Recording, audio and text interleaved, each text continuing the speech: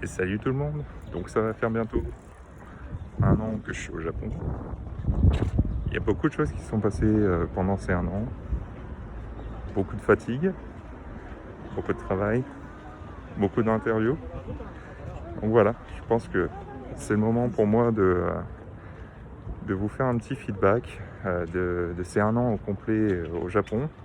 Dans 2 jours, ça fera pile poil un an. Donc je suis arrivé à Tokyo. Donc là, je profite d'un temps magnifique aujourd'hui, justement pour vous parler un petit peu de tout ça, dans un cadre plutôt sympathique, entouré de sakura, juste à côté de la rivière de Monzen Nakacho, donc la rivière qui traverse jusqu'à l'océan.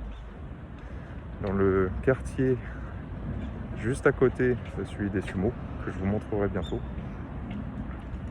Voilà, on a quand même un décor qui est magnifique, très calme. Donc qu'est-ce qui s'est passé durant ces un an? Bon, déjà un an d'école. Mon niveau de japonais, où est-ce qu'on en est? Passer de zéro, ou du moins quasiment zéro, à pouvoir tenir des petites conversations. Donc ça, c'est plutôt pas mal. Environ 500 kanji que je suis capable de lire. Je vois que mon masque est dégueulasse. Donc à ce niveau-là, c'est plutôt pas mal. Il y a encore pas mal de progrès à faire. J'ai eu mon JPTN4, mais pas suffisamment pour arriver à un niveau JPTN3 ou normalement j'ai le PTN2 pour commencer à travailler au Japon. Il y a beaucoup d'entreprises en fait ici qui demandent d'avoir ce niveau de qualification pour des soucis de visa, tout simplement. Alors pour ceux qui demandent, qui se posent la question, ouais, le masque n'est plus obligatoire au Japon. Alors pourquoi je porte le masque? Et bien tout simplement, si je vous montre vite fait les gens, même si le masque n'est plus obligatoire, voilà, tout le monde porte le masque. Et déjà que je suis grand, que je suis étranger, je suis vite remarqué en fait, et je sens les regards des gens sur moi. Et donc on fait en sorte d'un petit peu d'être le bon étranger de service. Et je garde mon masque. Alors, plus généralement, je le mets comme ça. Je peux aussi le retirer, mais bon, ça dépend de mon état d'humeur. Quand je n'en ai rien à foutre de sentir le regard des gens sur moi, je l'enlève complètement. Mais bon, ça c'est un autre sujet. Je vais vous faire une deuxième partie de la vidéo, parce que sinon ça va être trop long pour Facebook. Donc, reprenons pour cette deuxième partie de la vidéo, toujours dans les rues de Monzen Nakacho. Là, je vois qu'il y a la police un petit peu au loin. Toujours, ce qui est marrant au Japon, c'est que tout est très calme, tout est très ordonné. Les seuls moments où vous entendez vraiment du bruit dans la rue, c'est plus quand il y a des politiciens dans la rue ou la police qui fait un peu la circulation. Ou bien, dans le cas présent, en plus de la police, on a le droit à des discours faits dans les haut-parleurs.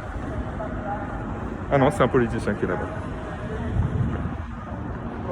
Donc, qu'est-ce qui s'est passé durant ces un an? Donc j'ai rencontré déjà pas mal de bonnes personnes.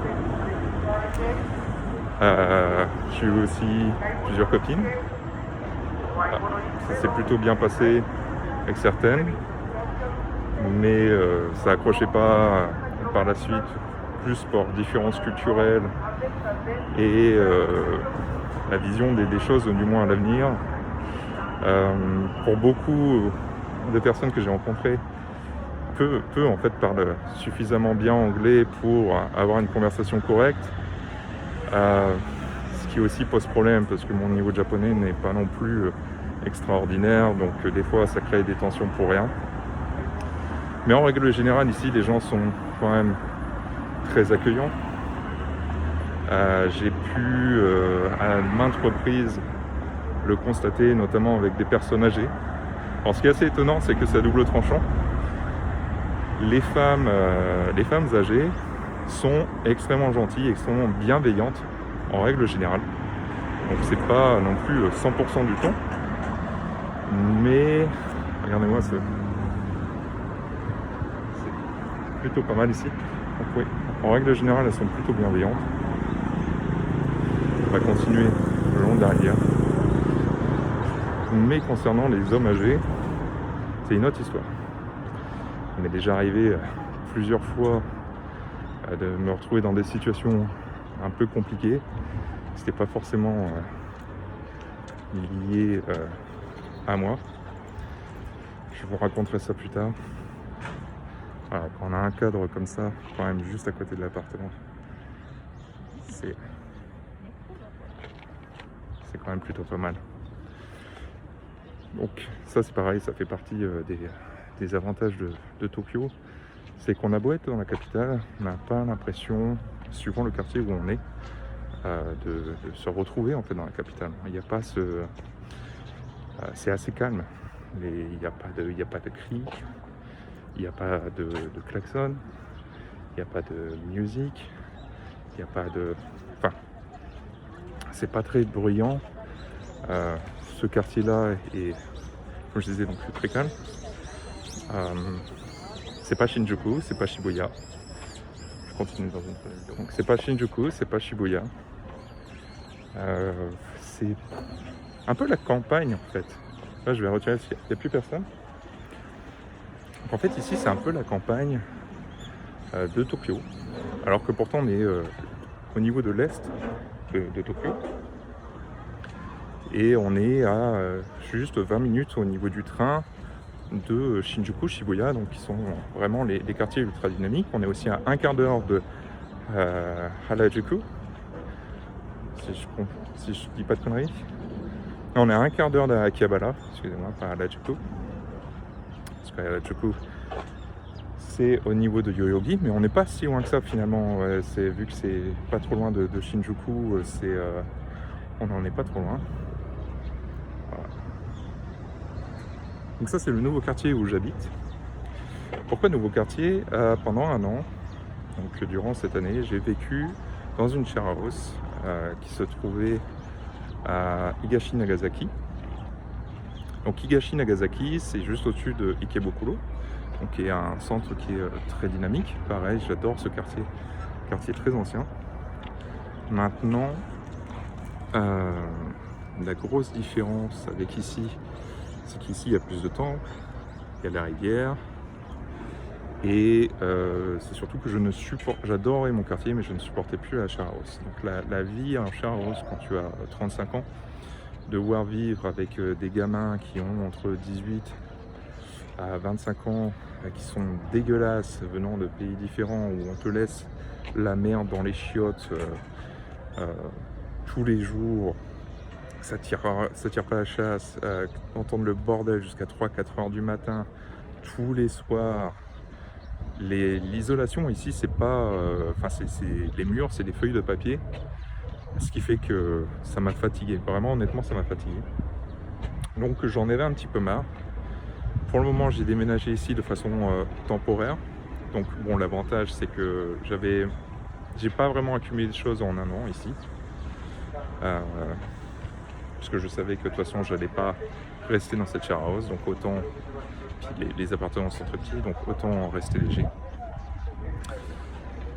Et donc voilà, donc il s'est passé ça, j'ai rencontré donc plusieurs nanas.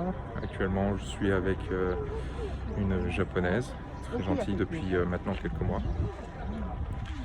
Donc aussi Monzen Nakato, c'est là où elle habite, c'est pour ça aussi que je suis venu là. Les objectifs pour moi durant cette année, c'était donc, je vais vous les expliquer après. Donc l'objectif pour moi cette année, c'était d'avoir un niveau de japonais suffisant pour tenir une conversation dans la vie de tous les jours, ce qui est quasiment le cas. Donc ça là-dessus, je suis plutôt content. De voir aussi si la vie à Tokyo me plaît, parce que ça reste quand même une capitale, et vu que c'était la première fois que je venais, j'étais pas sûr en fait d'aimer, même si c'était quelque chose que j'espérais. Au final, c'est au-delà de mes espérances.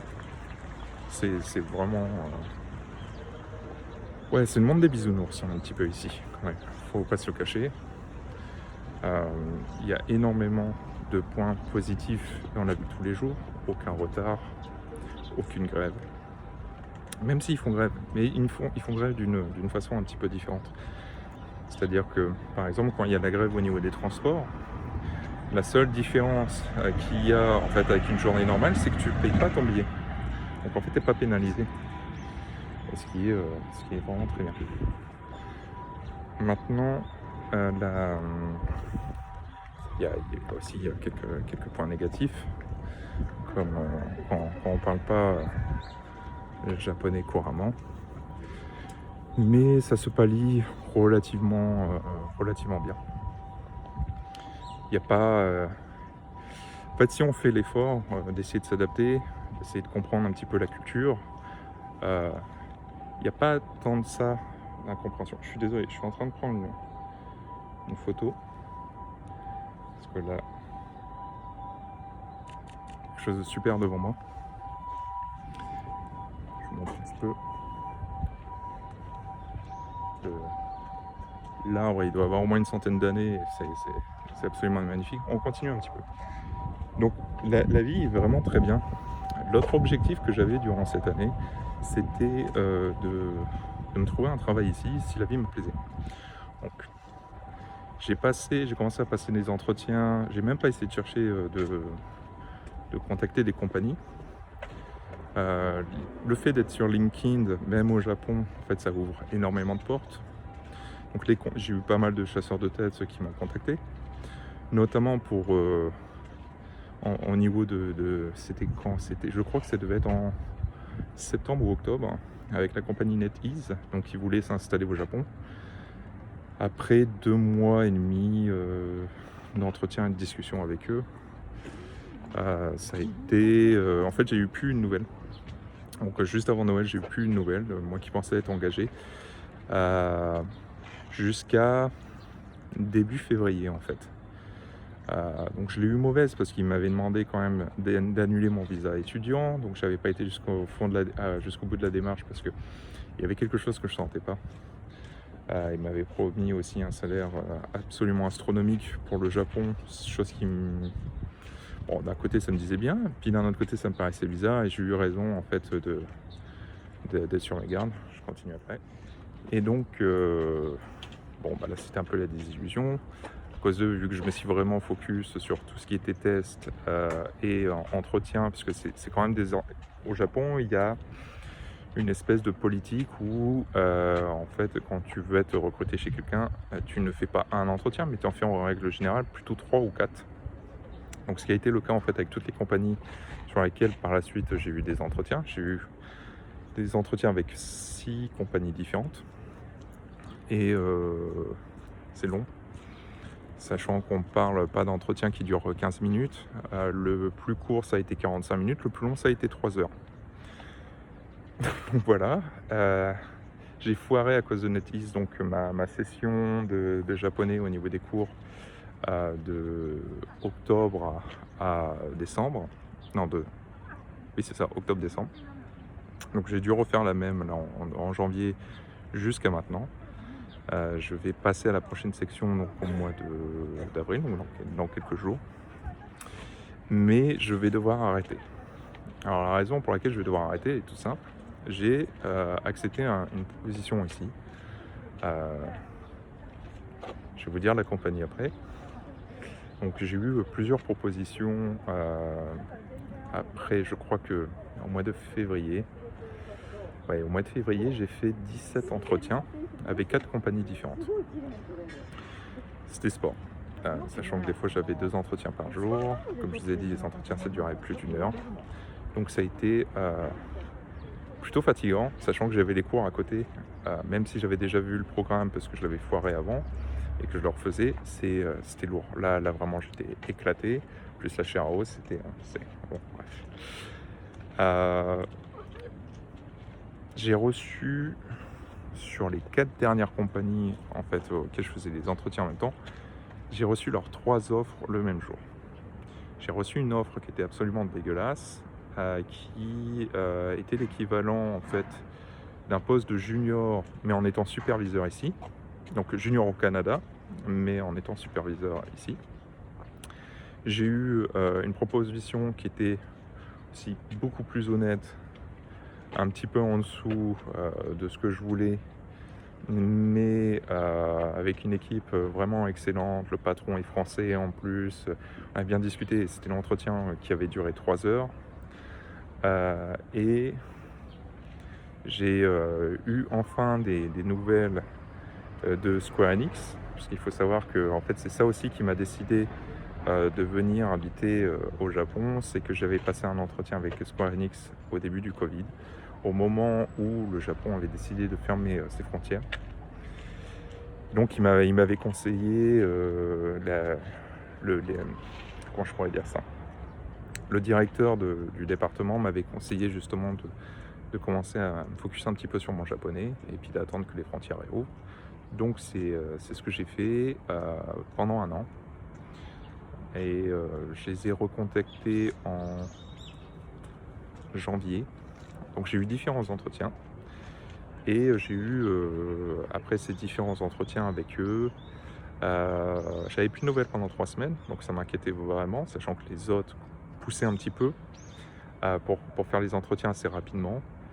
Et dans la même journée que les 2 autres propositions, donc j'ai reçu Square Enix, qui évidemment j'ai accepté. Donc voilà, je vous annonce officiellement que d'ici donc le 1er mai, si tout se passe bien, parce que là mes papiers sont actuellement à l'immigration, je devrais recevoir donc mon visa de travail pour travailler chez Square Enix en tant que... Alors le département, je ne suis pas complètement sûr.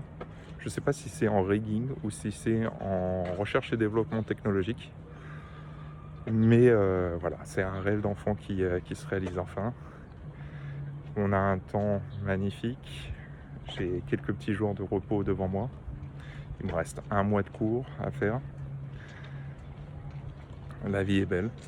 Donc voilà, j'espère que vous allez bien au Canada.